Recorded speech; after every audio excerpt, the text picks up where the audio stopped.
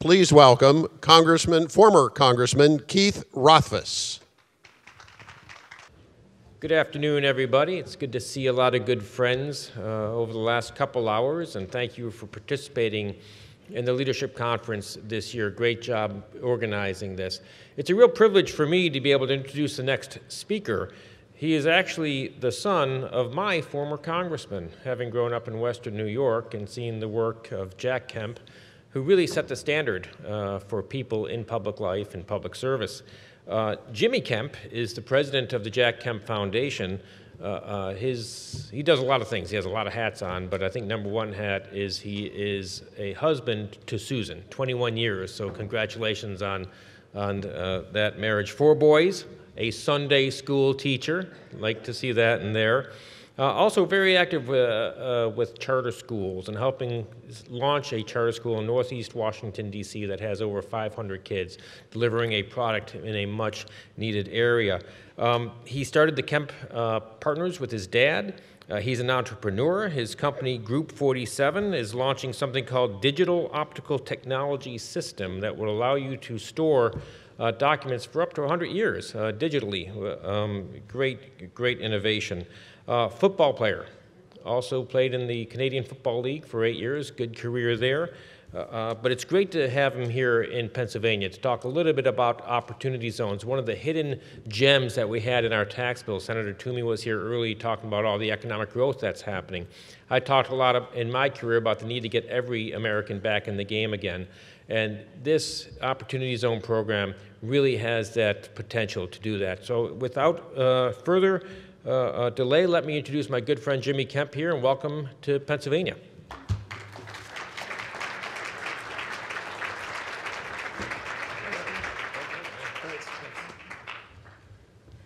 All right. Hello. How are you all? Nice to see you. So my name is Jimmy Kemp. I run the Jack Kemp Foundation, as Congressman Rothfuss told you. Now, I am curious, and I'm guessing that about at this point in the day, you either need coffee or you need a little exercise or something. Just to help me know the people to whom I'm speaking, how many of you in this room remember who Jack Kemp is? If you remember who Jack Kemp is, stand up. Stand up. All right. It's a little bit more than half, and maybe a little bit on the older side mostly. Don't take offense. That's experience and wisdom. You can sit down unless you want to stay standing. You're welcome to keep on standing.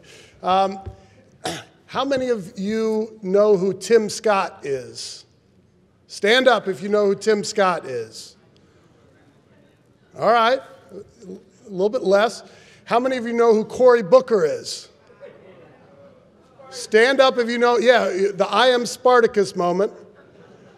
All right, that's good, you can sit down. Hopefully you're awake now. Well, I come up here from the swamp, from Washington, D.C., and let me tell you for a moment, for those of you who don't remember and need your memories jogged, who Jack Kemp was. First of all, to me, he was my father. He passed away 10 years ago and died of melanoma. And because he and I had a business together, a consulting business together, I was privileged to manage the medical maze that folks who are dealing with cancers or sicknesses, long-term illnesses have to go through. And that was my first real engagement with how screwed up our healthcare system is.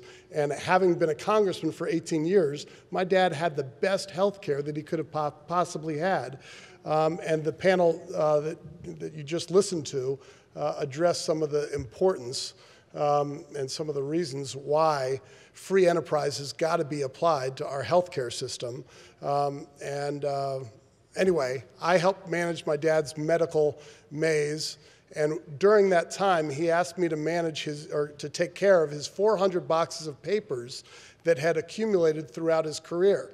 Now, my dad was born in Los Angeles to a truck driver. My grandfather started off with one truck in Los Angeles, and he started delivering things for corporate clients, and he audaciously named his company California Delivery Service. And isn't that the story of America? Having an idea that someday, now this company never grew to deliver to all of California, but he grew the business from he grew it from one motorcycle to 15 trucks. And he and his wife put 4 boys through college, and my dad went to Occidental College in LA. He was drafted in the 19th round of the NFL draft in 1957 by the Detroit Lions. He got cut by the Lions, cut by the Pittsburgh Steelers, who also had John Unitas and Len Dawson in 1958. Some of you may remember those names. And then he went to Canada, and he got cut by the Calgary Stampeders. Then he got cut by the New York Giants. Who else did he get cut by? A few other teams. Before another American idea popped up, an entrepreneurial effort called the American Football League. The AFL, which in 1968 merged with the National Football League, in 1960, it was started by a bunch of entrepreneurs who couldn't break into the NFL, and so they said, we're going to start our own business. And that business, the American Football League, gave a quarterback who'd been cut 5 times from a tiny school in LA an opportunity to fulfill his athletic dream. And my dad became a 2-time champion quarterback of the Buffalo Bills. Yes, the Buffalo Bills actually did win championships at some point in their history, even though they lost 4 straight Super Bowls. But 1964 and 5, they won the AFL championship. My dad was MVP of the AFL in 1964. And 1969, he was asked if he would run for Congress from Buffalo. He said yes. He was still under contract to the Buffalo Bills. And a newscaster named Irv Weinstein in 1970 interviewed my dad before the election and said, hey, Jack, what are you going to do if you lose? He said, well, I'm still under contract to the Bills. I'll go back and play quarterback. Well, my dad was 35. Some of you may remember Peyton Manning's last season or 2. My dad was way worse than Peyton Manning's last season or 2. And so that this broadcaster, the Bills stunk in 68 and 69. This newscaster went on the news and said, Jack Kemp issued a warning to the people of Buffalo that if he's not elected to Congress, he will come back and play quarterback for your Buffalo Bills. My dad won 50.4% of the vote in his first election in 1970. But during his off seasons, he had been reading. He went to something called the Foundation for Economic Education. He went to Irvington on the Hudson, where they had these conferences in the spring or early summer. And he, during his off seasons, was reading Hayek, Milton Friedman, Adam Smith. He was educating himself about economics. And he wanted to understand the way the world works. And when he got elected to Congress, representing the south end of Buffalo, where Bethlehem Steel was, he wanted to connect the principles of classical economics to the challenges that our manufacturer laborers and owners and working class folks were experiencing in our system. And so Dad became really focused on economic growth.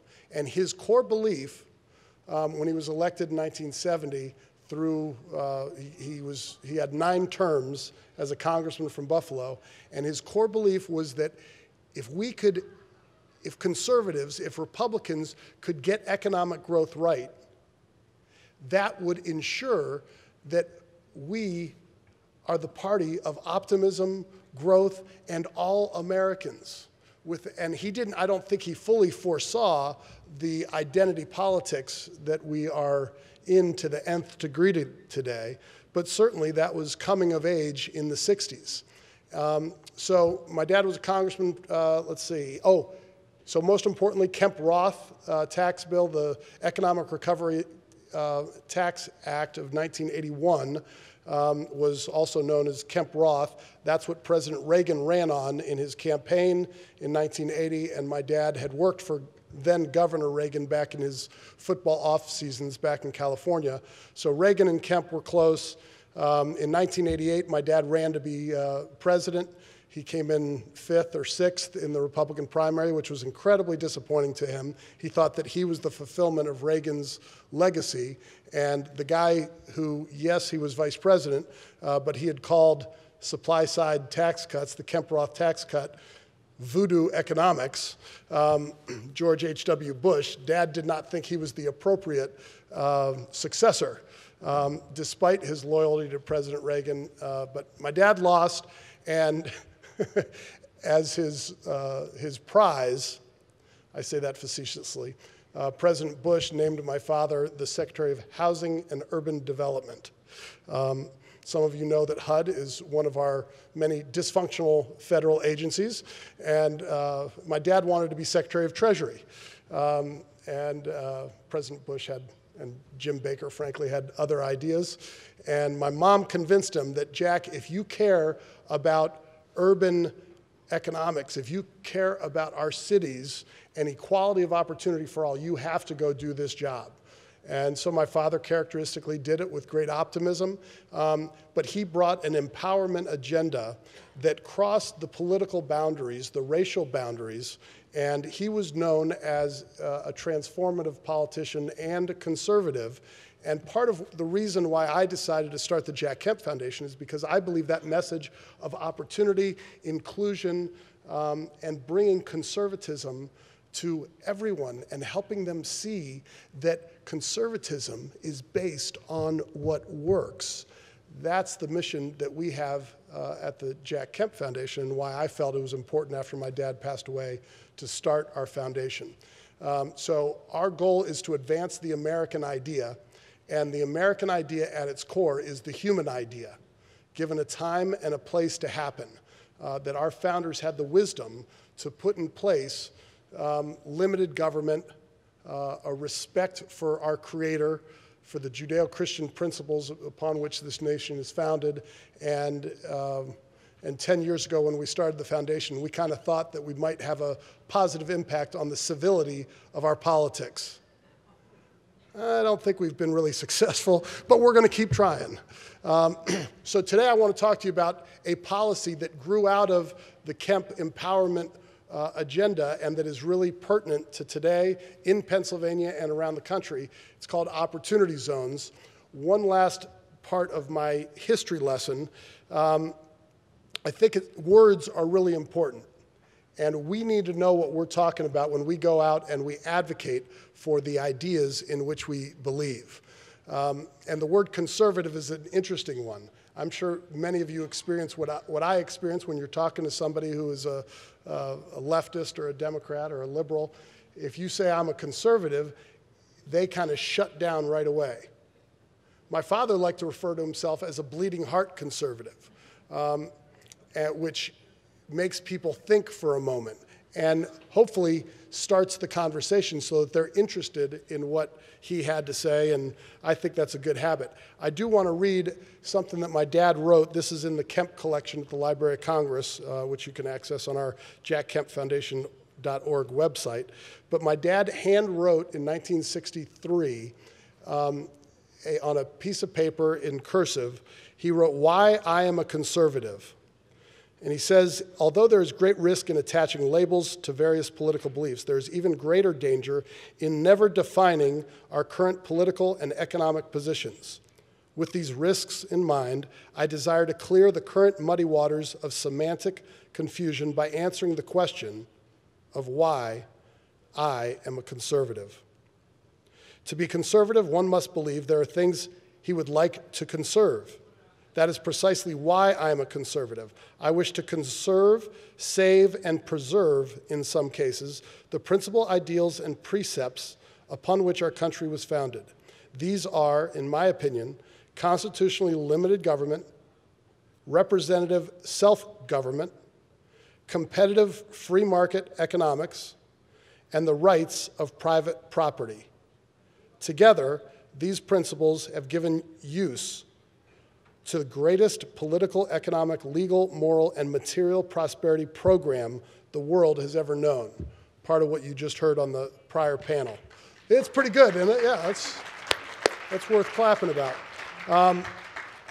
And part of the reason I say that is because I believe as we look to the future, we have got to win arguments not by bludgeoning the opposition. We have to win them with a positive vision for what this country was founded on and what we are to be.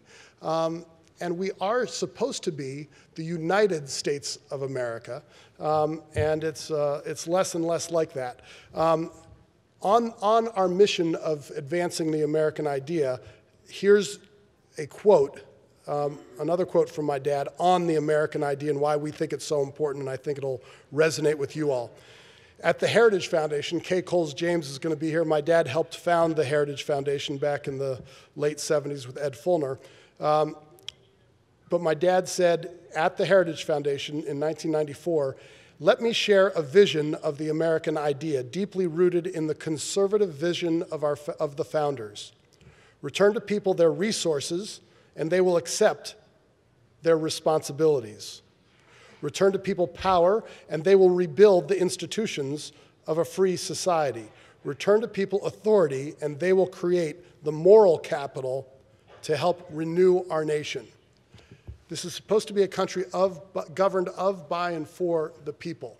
And so this policy I want to tell you about, opportunity zones, is a great demonstrated example of these principles that we all believe in. So here's another quick history lesson to tell you how we ended up with opportunity zones. And I'll be around afterwards, happy to talk about it. The next panel is going to talk about this some as well. So in the 80s, as part of my dad's empowerment agenda, there was something called enterprise zones. And if anybody's ever seen an enterprise zone in action, it's not the enterprise zone that Kemp proposed in his bill in 1984. There was a bank practice in many communities called redlining, where the bank would say no lending in these communities, and oftentimes it was racially motivated and rooted in some historical biases and prejudices. And so redlining was a problem. And Kemp's idea was, hey, the government stinks at fixing things, so let's not have the government fix this. Let's have the free enterprise system fix it. And he proposed that in any redlined area, the federal government would determine, and the Treasury Department would determine, that that redlined area was now effectively a greenlined area where any business investor could go in there and invest, and if he or she made a profit in that formerly redlined area, you would pay 0% capital gains tax. Now that never passed into law. Some states named a program enterprise zones in their states, but the federal enterprise zone legislation that zeroes out the capital gains tax and is no-touch government, it's just, did you invest in this community? All right, you pay 0% cap gains tax, right? And the enterprise zone only made sense at the federal level because our tax code, which my father hated, was so screwed up and complicated, right? So it was not his preference to have enterprise zones. His preference was to get a fair, flat, simple tax that each of us could fill out on the back of a postcard and use that to keep government limited instead of the sprawl that we experience today. But my dad did have a pragmatic bone in his body, and he realized, well, tax reform is not coming anytime soon. Let's utilize the screwed up tax code, have enterprise zones, and incentivize folks to invest in these communities, and that's the way to fix this problem of redlining. Okay.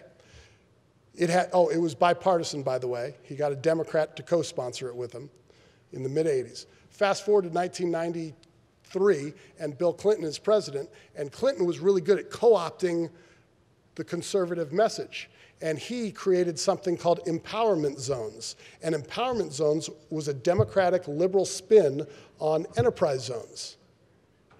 Empowerment zones were a tax credit program where if you went and invested in one of these distressed communities, let's call them, if the government would choose the community, and then if you invested in the way that they wanted you to invest, the government would pat you on the back and say, you have applied for and you've earned a tax credit. But a tax credit is not a full free enterprise incentive to a business person. There are limitations on it, and it's government getting involved. But Clinton used these empowerment zones to talk about how he was pro-business, and it did have an impact. It also ultimately got used by people scratching each other's backs. Anytime the government gets into anything like that, that's what's going to happen. And so there were some preferred investors who they knew how to work the tax credit system, and new market tax credits came out of that program. So that's the history of empowerment zones. Enterprise zones, empowerment zones. Then Rand Paul had a proposal that didn't get passed. There had been a few other ones. But in 2016, maybe it was 2015, Cory Booker and Tim Scott. So Tim Scott is an African-American Republican senator from South Carolina. Everybody knows that Senator Cory Booker, the I am Spartacus moment, Senator Cory Booker is a Democrat from New Jersey. Tim Scott got Cory Booker to sign on to the Investing in Opportunity Act, and it was inspired by Kemp's enterprise zones. And bipartisan, but it was not the no-touch government approach. It was also not the kind of heavy-touch government approach. It aspired to be lighter touch government engagement. And what happened is that when President Trump was dealing with the Charlottesville disaster, and his tweets are sometimes less than artful.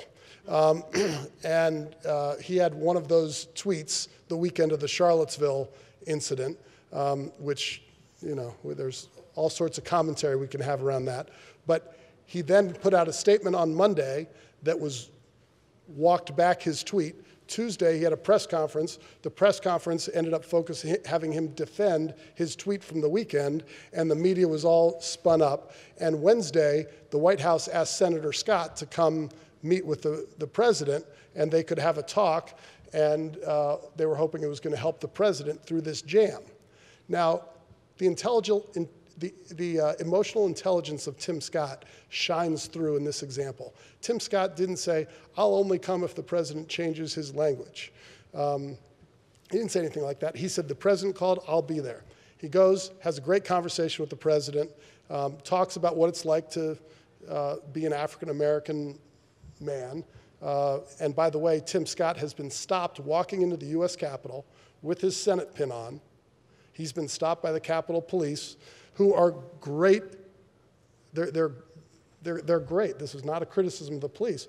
But he's been stopped multiple times. His colleagues had not been stopped. And his white colleagues said, oh, you must not have had your pin on. He said, no, I did.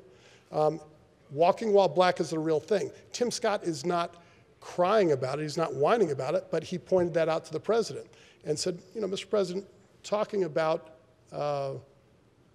white supremacists, you need to understand the African-American perspective, and he shared it with them. They had a good conversation. At the end of the discussion, the president said, Tim, thank you for coming. It was a great conversation. Is there anything I can do for you?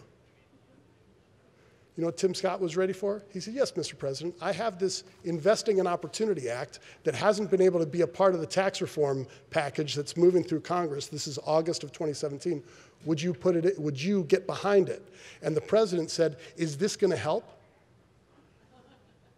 Is this going to help our country? Is this going to help poor communities? Is this going to help African Americans? Tim Scott said, well, Cory Booker and I think so. And the president said, get to it. He followed through, and in the Tax Cuts and Jobs Act of 2017, opportunity zones were created. All right, now to opportunity zones. Here's what it is.